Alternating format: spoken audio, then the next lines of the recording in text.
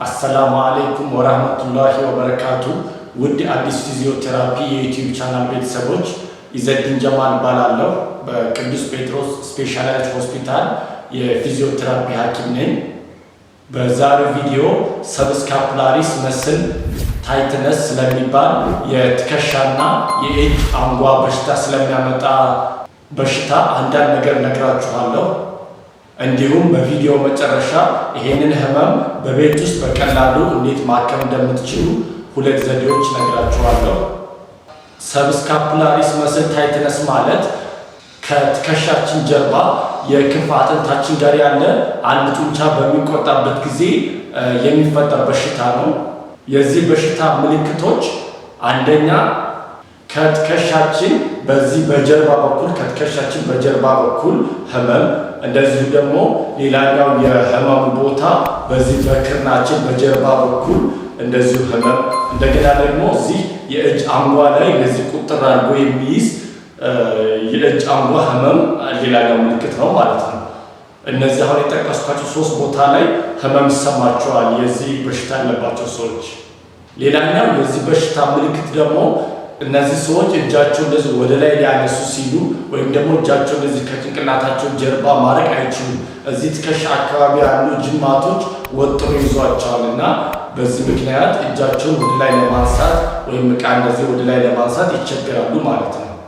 ምልክቶቹ በዋነኝነት እነዚህ ሲሆኑ የዚህ በሽታ ደግሞ መንስኤ ሊሆኑ የሚችሉ ነገሮችን ደግሞ አንዳንድ ነገር ልንገራቸው።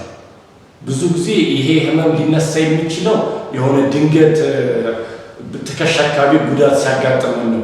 ወይ ለምሳሌ አንበዝ በእጃችን ብንወድቅ ወይም ደግሞ የሆነ ነገር እዚህ ጋር ቢመታን ይሄ ለዚህ በሽታ እንደ አንድ መንስኤ ይሆናል ማለት ነው።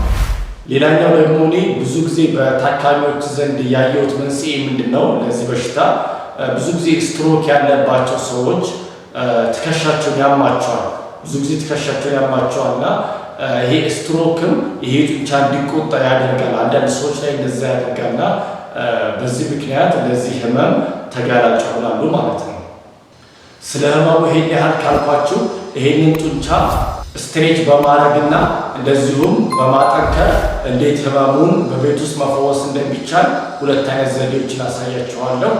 በቀጥታ ወደ ኤክሰርሳይሶቹ እንሂድ። እሺ፣ የመጀመሪያው ኤክሰርሳይዝ ይሄንን ጡንቻ ስትሬች የምናደርግበት ኤክሰርሳይዝ ነው። ፊት አይታያችሁም፣ ምንም ችግር የለውም። ኤክሰርሳይሱን በእጄ ስለሆነ ማሳያችሁ ችግር የለውም። እና ወንበር እንደዚህ ወይም ጠረጴዛ ታዘጋጁና እንደዚህ ትደገፋላችሁ በዚህ በደህነኛው እጃችሁ። ከዛ በዚህኛው ደግሞ እኔ እዚህ ጋር አሁን ዳምፔል ክብደት አለኝ። እናንተ የሆነ በቤት ውስጥ ከበድ ያለ ነገር የሆነ ነገር ማፈላለግ አለባችሁ። ኤክሰርሳይዝ ምንድነው የሚሆነው? ይሄንን እንደዚህ ክብ እያደረጉ ማሽከርከር ነው። ቀስ እያደረጋቸው በራሱ እንደዚህ ስዊንግ እንዲያደርግ። በዚህ ጊዜ እዚህ ትከሻ እዚህ ብብት አካባቢ ጡንቻው ስትሬች ሲያደርግ ይሰማችኋል።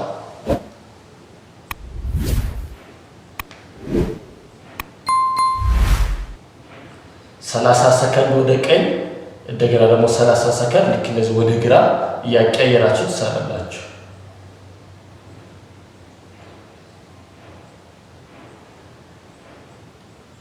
ስለዚህ የመጀመሪያው ስትሬቺንግ ኤክሰርሳይዝ ይሄን ይመስላል ማለት ነው። ሌላኛው ደግሞ ይሄንን ጡንቻ እንዴት እንደምናጠነክር የምንሰራው ኤክሰርሳይዝ ነው። እኔ አሁን እዚህ ይሄ ዳምፔል አለኝ፣ ሌላ ነገር ማግኘት ስላልቻልኩ ነው። እናንተ ግን ይሄን ያክልን ከባድ ነገር መጠቀም አያስፈልጋችሁም። ሩብ ሊትር ሃይላንድ ውሃ ሞልታችሁ የዛችን ያክል ክብደት በቂ ነው። እንዳቅማችሁ ትናንሽ ክብደት መጠቀም ትችላላችሁ ማለት ነው። ምንድነው የምታደርጉት? ይሄንን ኤክሰርሳይዝ ለመስራት የመጀመሪያው ስቴፕ ይሄ እጃችን ከትከሻችን ለዚህ ወደ ሰውነታችን ተጣብቆ መቀመጥ አለበት። እጃችንን ደግሞ ከክርናችን እዚህ ጋር ለዚህ 90 ዲግሪ ማጠፍ አለብን፣ ወይም ልክ እንደዚህ ረፍ ሂደን ማለት ነው። ልክ እንደዚህ 90 ዲግሪ ካጠፍን በኋላ ምንድነው ኤክሰርሳይዝ የሚሆነው? ይሄንን እንደዚህ እንዳለ ወደ ውጭ፣ ወደ ውስጥ፣ ወደ ውጭ፣ ወደ ውስጥ። ይሄንን ከ10 እስከ 15 እየደጋገማችሁ ትሰራላችሁ ማለት ነው። አሁን እኔ ጋር 10 መስራ 1 2 3 4